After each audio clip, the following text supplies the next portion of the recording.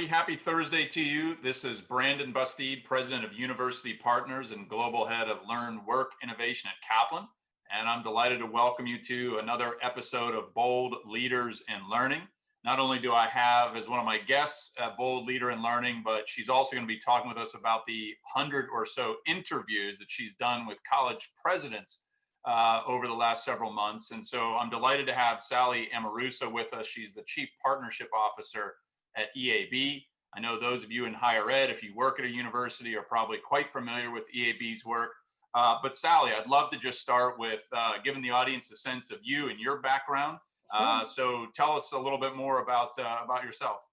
Sure. Well, Brandon, first of all, thank you for having me here. And I am usually the one interviewing you, so this is a nice little turnaround here. As you said, I serve as Chief Partner Officer at EAB. EAB is an insights and expertise-driven firm, and we draw those insights and expertise from a variety of different means, whether it's research, data analytics, and technology, or data-enabled services. And we work primarily in three major areas supporting universities: enrollment success, student success, and then institutional success, recognizing that they're all very intertwined. And I serve as an extension of the office of our CEO. My charter is to serve as a strategic advisor to presidents and chancellors, their leadership teams, and their boards. And when COVID hit and my travel schedule and going out to engage with those folks sort of shut down, it was a natural evolution of this sort of Zoom world for me to think about reaching out to those same presidents and chancellors to understand not just the immediate challenges that they were facing, but also some of the enduring dimensions of change that they were anticipating coming out of COVID. And so that was really the provenance of the listening tour, if you will. Yeah, well, it's quite a listening tour. A lot of people, and you're right. Like you, I have not been on airplanes since March 2nd, and I filled lots of that void with Zoom calls. So now I like to joke that I'm an executive platinum Zoom member, but not that anybody's striving for that. But I do think we should have rewards for calls. Build up a good reward system. So let's talk a little bit about what you've heard. I know you interviewed a diverse mix of leaders across different types of institutions all over the country. So I know there's probably some nuances there to apply to their particular context, but what are the issues that are really keeping these leaders up at night? And we'd just love to hear some of the big themes that came from that. Sure. Well, one theme was really a sense of pride. And especially as I was speaking to presidents across the spring, there was a real sense of appreciation for how their teams had pulled together to get students safely off campus, online. Sometimes it's hard to herd the cats, but in this case, all of the constituencies came together with those clear priorities. And some of these schools had to shift in a matter of 4 days, 7 days, 10 days. So extreme agility for an industry not known for agility. There was also pride in how they were supporting their communities through COVID, whether it was repurposing a field house to take overflow from a hospital, or providing free Wi-Fi, not just for their students who might not have bandwidth, but for employees that, in rural areas that might not have it, or shifting research priorities to support some of the health needs that were emerging. But that quickly went into weariness. So I think there was and is a sense of weariness about the ongoing onslaught of decisions that this crisis, this pandemic brings with it. And then a real recognition that the financial impacts, the institutional impacts on the finances were much greater than we initially had anticipated. So schools that were anticipating 10 million were then revising those to 20 million or 30 million. We had thought that the NACAC changes were going to be the uncertainty driver in enrollments. Little did we know. But also that this was accelerating a set of secular trends that were already there before COVID. And so there was a need to really bring some strategic focus there, even in the midst of this crisis. Whether that was around online enablement and using this moment to galvanize a faculty that had come online very quickly to think about that in different ways, or the equity issues, right? So this is, we have pandemics within a pandemic. And so really laying bare the equity issues. It's often been called a digital divide by some of the presidents, where students going online in their student bodies have a very different experience if they're going home to an affluent private bedroom with high-speed Wi-Fi versus sharing a room and caring for family members who may be sick or who may have lost their jobs. And so that digital divide has been really weighing heavily. And then the change leadership burdens that are on these presidents. You know, I think they realize that it may be a galvanizing moment and opportunity to change, but there are still lots of obstacles to making that actually happen. Right. Yeah, one of the things I'm interested in, your comment about weariness. I've seen it in the college presidents that I've spoken to in the last several months, and I organized on a whim just a small group of college presidents I knew as part of a monthly forum where we just get together, we talk about things, and it's just a confidential kind of sharing opportunity. But I have to say, I'm very worried about leaders burning out. Leaders of all kinds, right, of all types of organizations, but particularly higher education leaders, just because there are so many different constituents they're trying to please, with the expectation that they have to, serve all of them. They have to serve all these, as you kind of expressed it, pandemics within a pandemic, right? Like they can't let any of these balls drop. And yet at the same time, that's a pretty unforgiving thing. So what I'm just curious, what did you glean from these individuals as leaders as to how they're sustaining their own energy and they're just being healthy as leaders? Some of it I think is being off Zoom once in a while. So I do think that Zoom can be emotionally draining in a way that in-person meetings are not. But it's a real concern. So I don't think there are silver bullets here, especially for presidents who derive their energy from being with students and from being with their staff, and now don't have that opportunity. And it's not just them, it is their teams who are weary. Faculty are being asked to do so many different things right now to prepare for so many different eventualities. And I think about Chris Howard at Robert Morris brings up the Stockdale paradox, and the observation that Stockdale had as a prisoner of war, that the optimists perished first. And so there is a need for leaders to marry pragmatism with optimism, that we will get through this, but it is going to be hard, and it's going to be hard for a while. And when you look at the budget impacts that these institutions are going to have to bear, it is going to be hard for a while. So this is not a sprint. It's not like, make it through to the spring and everything is okay. Yeah, that's an interesting point. I mean, the thought that's going through these leaders around, it's not a sprint, it's going to be a long haul. It's obviously hard to define exactly how long is that long haul, right? I mean, we could be a full academic year, we could be several years in terms of the full reverberation of what's happening right now. And I wonder to what extent are, when you said that, it made me think of how university communications, for example, are, to me at least, not widely embracing of that, right? Like communications have been, we're going to open up this fall, and there's like nothing about the spring, or very few, I think, have come out and said, we're going to be online all year, or, hey, I know we're focused on the fall, but what's going to change in the spring? You all should have your expectations set. Like, I know that's not a popular thing for communications leaders to do, right? To say, oh, this could last a long time. But at what point do we also need to think about managing the expectations of the student body, the parent constituents, the faculty, right? In terms of saying we might be in this for the long haul. Like, do you think there's a way to do that? I think it's hard to have nuanced communications that get to that. It's possible. One of the universal comments from presidents was that they were trying to over communicate through the crisis, and they recognized the importance of that. But communications were often conflated with decisions, and sometimes they didn't have a decision to communicate. And so it was important for them to understand it was okay to communicate that there was nothing new, right? And Yeah. that people just needed to feel in the know, that you can have a town hall and say, we're still staying the course based on what we know now, but that could change. And here's how we're thinking about things. That's a really hard balance to strike when you're thinking beyond just the fall and spring.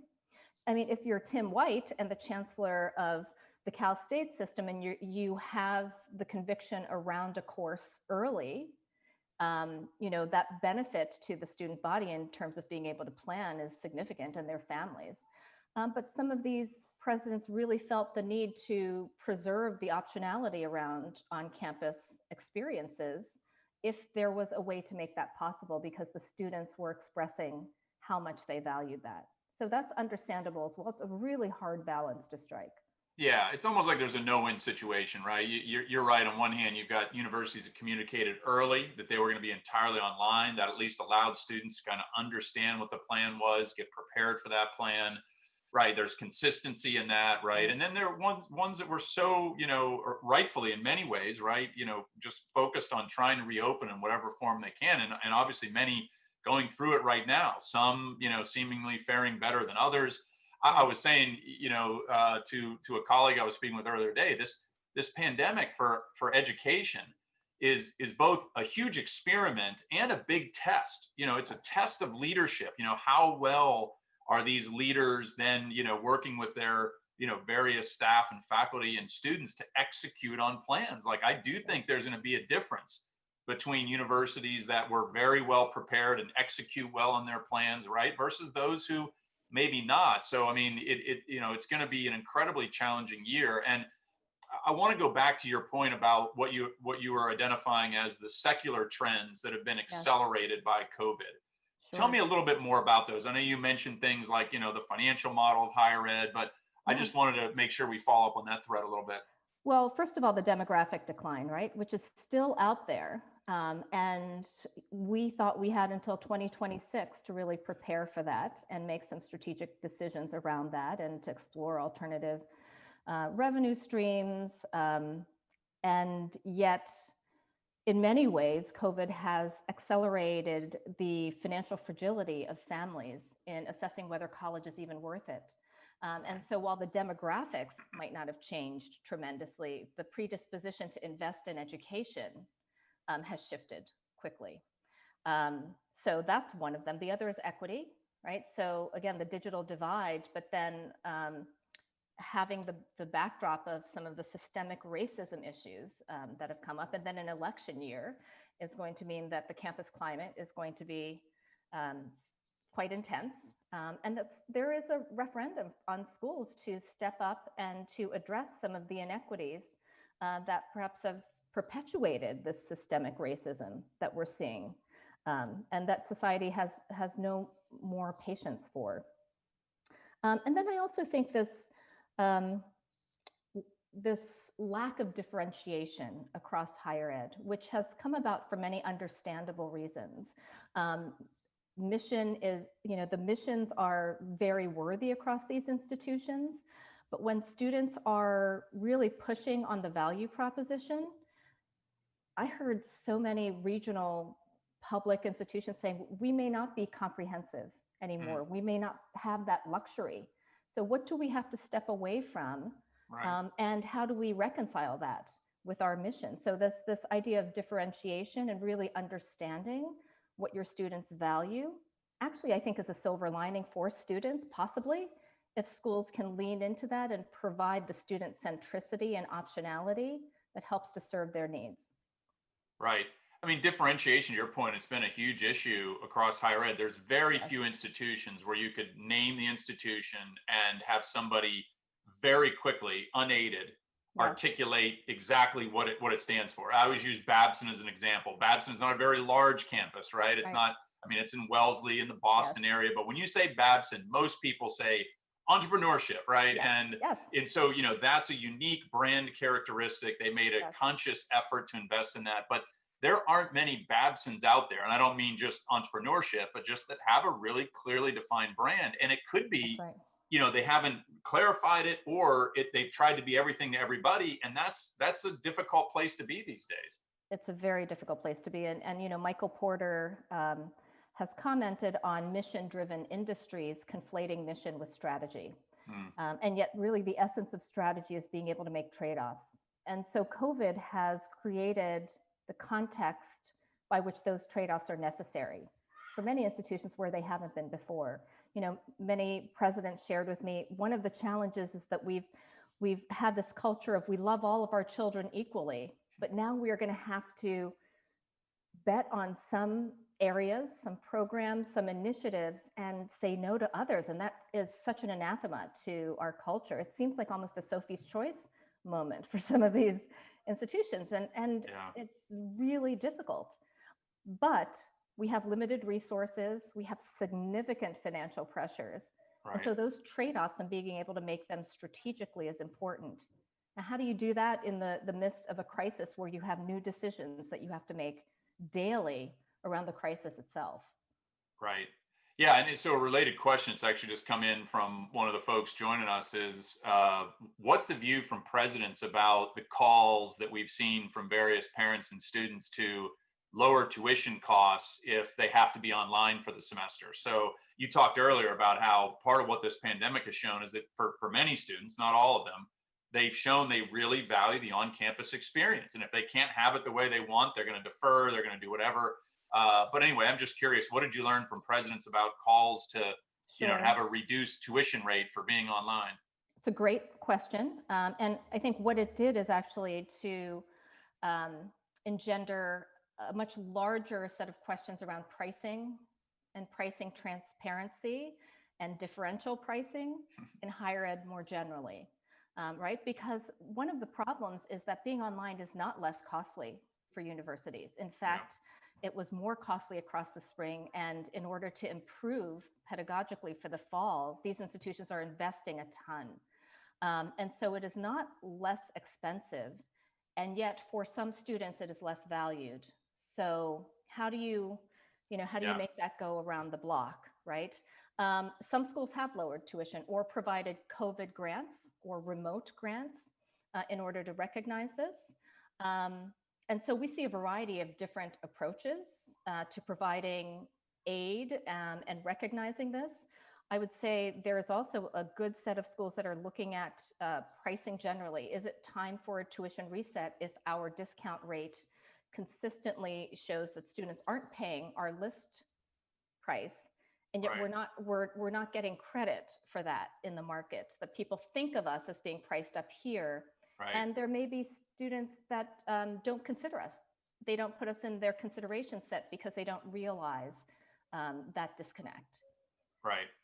Yeah, that makes a lot of sense. I mean, I know there's been growing frustration about the, I'll call it the lack of transparency in college pricing. It's complex. And for the average person who just quickly looks at price tag, if they don't understand some of the nuances, if they don't understand financial aid, they don't understand that a lot of universities, are doing things like providing both, merit and need-based aid.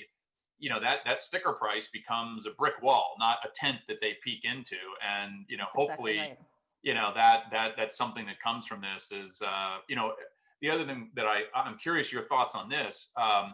I've followed the Purdue example for a long time, frozen tuition for 7 going on 8 years now.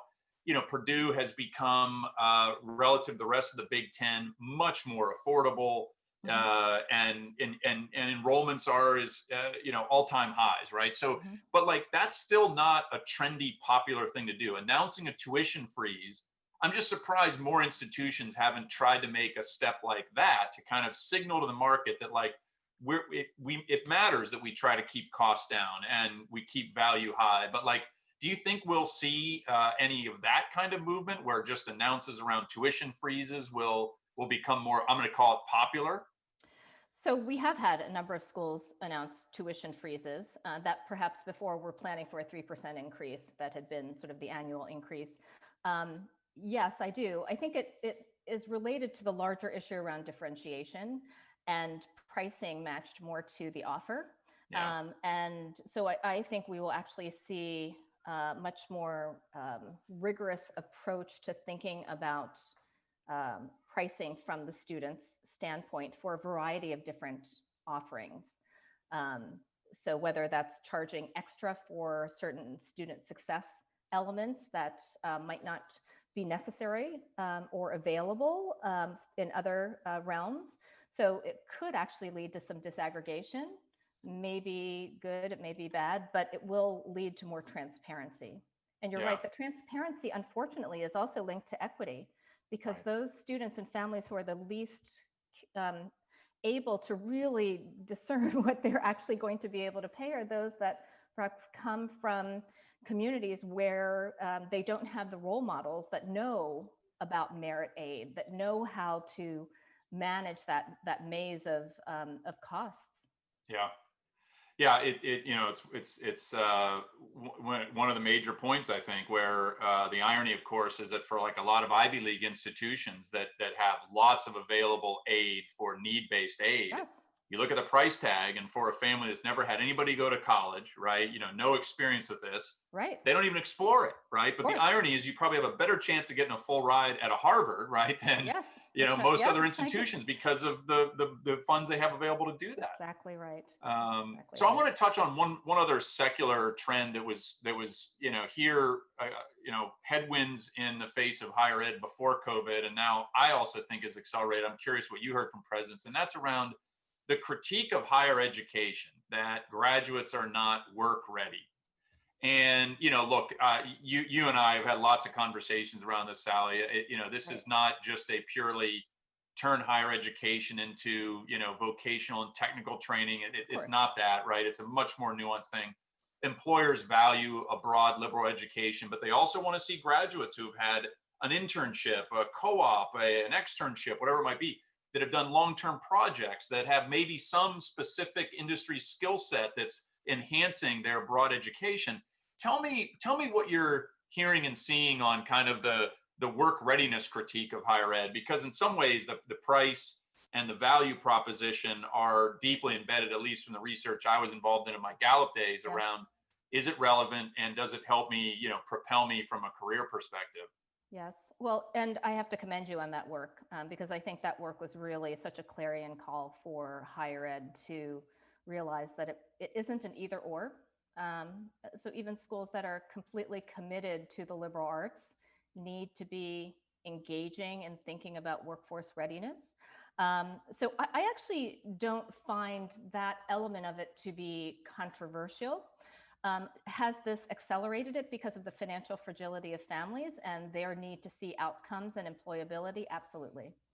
And so I think from a parents and student standpoint, there's probably more clarity around that as part of the value proposition, not for all schools, right? As we talked about, there are many different segments, but for a large segment of them. And so that probably has accelerated more from that perspective. But that outcomes marketing and that workforce alignment, I think, was already really a huge wave. And if anything, it's just been accelerated. Yeah, and I know one of the other things you mentioned to me was that EAB recently did some programming with new college presidents and provosts. Yes. These are folks who, as you said, literally became presidents or provosts for the first time in their career. And oh, here you go. Here's a pandemic. Enjoy. So tell us how, like, how do you prepare a brand new college president or provost for what's ahead? I would love to hear more. Such an interesting question, because I don't think we do a good job of preparing presidents in normal circumstances. Many of the experiences that they have leading up to the presidency are very different than how they're going to be spending their time as a president. Right. But in this context, some of these presidents were appointed in February or early March, and then suddenly the world turned upside down. So a couple of things happened. One is they started their jobs earlier than anticipated. And by started, I mean, they were brought into conversations early. And that may be an advantage. There was much more of an overlap with their predecessors. Right. Now, I think one of the real challenges they face now is there is a set of very difficult decisions that they need to make, particularly in institutions that are facing really significant questions around financial sustainability and closing big budget gaps, that their predecessors, even with the best of intentions, couldn't get through before departing. And so to come in as a new leader and to say, okay, the first thing we're going to do is to, furlough staff and cut salaries. That's a really hard thing to do. And then the listening tour, that is really such a ritual of new presidents, to be able to deeply understand the culture and the DNA of a place and try to do that through Zoom, I think is such a challenge. So they are both energized, but they have some trepidation. They definitely have some trepidation. Yes. Yeah. I wonder too, like on the glass half full side of that equation, right? When you're a brand new leader in a crisis, you have the advantage of, we have to do this. Yes. I have no choice, right? And you don't have the baggage of, having, operated the university in a different context and era, right? I mean, and you're also, I think maybe, and it's probably a very short period of time, you're given a bit of a benefit of the doubt from your board of trustees, from a senior leadership team, from, faculty and students, right? As a new leader, I think there's probably some level of, trust, benefit of the doubt for a period of time. Like, yeah. And so, in some respects, especially if you're going to have to make furlough announcements and layoffs, and that's never a good thing, regardless of whether you've been there for 20 years, 2 years, or 2 days. But I wonder if being the new person doesn't have some, some inherent advantages that way. I think you're right there, that there is sort of latitude given to a new leader, but context is everything as well, right? So coming into a place where there is distrust between administration and faculty means that even if you're the newcomer, you've got to really tread carefully and rebuild that trust before you're making big decisions here. A unionized environment where you may have collective bargaining agreements coming up soon is a different context. The decision-making style of your predecessor, and if he or she had been there for 30 years, or if the institution had been through 6 presidents in the last 6 years, right. All of that context is important and needs to be considered as you're thinking about your first 100 days. Right. Yeah. And first 100 days on Zoom, nonetheless. So that, as you mentioned, complicates things greatly. So I'm curious. One of the other questions we just got was about, what's happening with colleges that are in college towns, right? What insights have you guys gathered at EAB around what's happening within the quintessential college town? Because many of these universities or colleges are the bedrock of their economy, the jobs, they are the communal, centerpiece. So what do we know about college, the college town and the community versus, those who are more, urban universities that have less of that type of a direct relationship? One clear theme that I heard from the presidents was around the primacy of place, whether urban or rural. Now, there may be some advantages to being a rural institution right now, since so many of the hot spots in COVID are urban, but this recognition that perhaps I haven't been foregrounding place as an advantage as much, and that we are part of this place. So whether it's, thinking about throwing away the agrarian calendar because your place is a place you want to be in the summer. So right. Why are we sending students home right when it's the most beautiful time to be in New England, for example, and we keep them here across the worst months? Yeah. So I do think that type of thinking about place, but it also is a constraint when you are the economic engine of a town and you may have to make some difficult decisions around staff and faculty. And then you go into town and your favorite restaurant is owned by that faculty member's spouse, right? And so there is this integration into the fabric of communities that makes those decisions even more gut-wrenching. On the other hand, I think this is, to Gordon Gee's "We're all land grants now" call, it is a time for colleges and universities to help drive regional recovery. Mm-hmm. In the same way that they were helping to address the COVID issues, there's an opportunity, and we know that the narrative around higher ed has not been positive for the last decade. I don't think that war is going to be won by a louder voice on social media. I think it is a ground game, and that there is an opportunity here to think about different avenues. It may be how your research starts promotes startups, right? That drive the region's economy, or looking at industry partnerships in a different way, to your earlier point.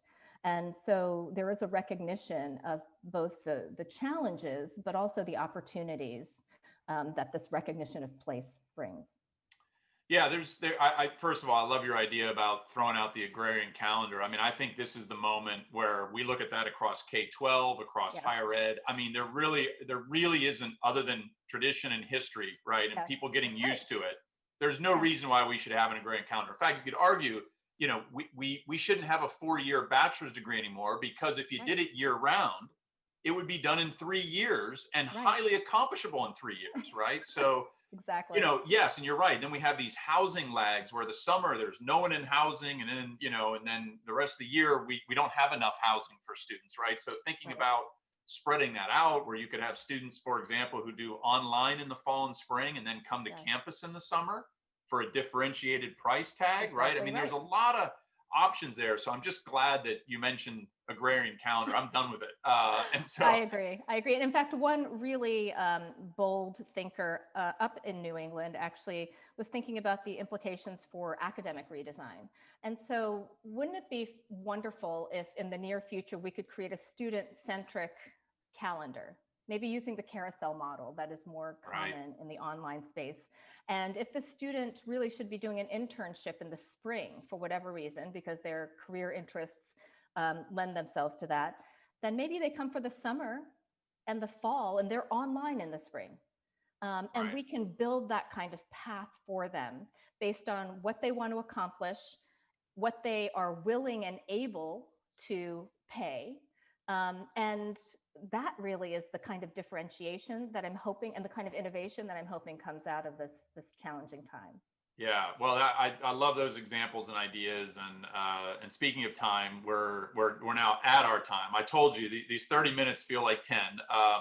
But for those of you who want to catch more of Sally's insights and EAB's insights, she's a regular guest on EAB's Office Hours podcast, which can be found anywhere that you're looking for your favorite podcast. And next week on Bold Leaders in Learning, as a wonderful segue, we're going to have Kevin Ross, the president of Lynn University. And it just so happens that Sally is the person who introduced me to Kevin as one of the innovative college presidents that are out there. So it just so happened that we had you both scheduled back-to-back weeks, but how apropos. Sally, thanks so much for joining us today. Thanks everybody for spending some time with us, and we'll catch you next Thursday, same time. Thanks so much. Thank you.